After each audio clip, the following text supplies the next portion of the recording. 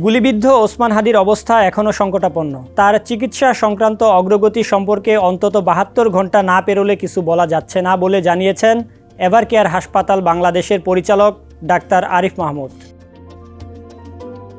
গতকাল শুক্রবার দুপুরে নয়াপল্টনের বক্স কালভার্ট এলাকায় নির্বাচনী প্রচারে মাথায় গুলিবিদ্ধ হন ঢাকা ৮ আসনের স্বতন্ত্র এমপি প্রার্থী ও ইনকিলাব মঞ্চের আহ্বায়ক শরীফ ওসমান হাদি। গুরুতর অবস্থায় তাকে ঢাকা মেডিকেল কলেজ হাসপাতালে নেওয়া হয়। সেখানে অপারেশনের পর আইসিইউতে হস্তান্তর করা হয়। তারপর অবনতি হওয়ায় রাতে হাদিকে এভারকেয়ারে নিয়ে যাওয়া হয়। আজ শনিবার দুপুরে এভারকেয়ারের সামনে ডাক্তার আরিফ মাহমুদ সাংবাদিকদের বলেন, ওসমান হাদির মস্তিষ্কের আঘাত অত্যন্ত গুরুতর। হৃদযন্ত্র সচল থাকলেও মস্তিষ্কের অবস্থা খুব খারাপ। তাই এক কথায় এই মুহূর্তে কিছু বলা যাচ্ছে না। প্রয়োজনে অপেক্ষার সময় আরও দীর্ঘ হতে পারে।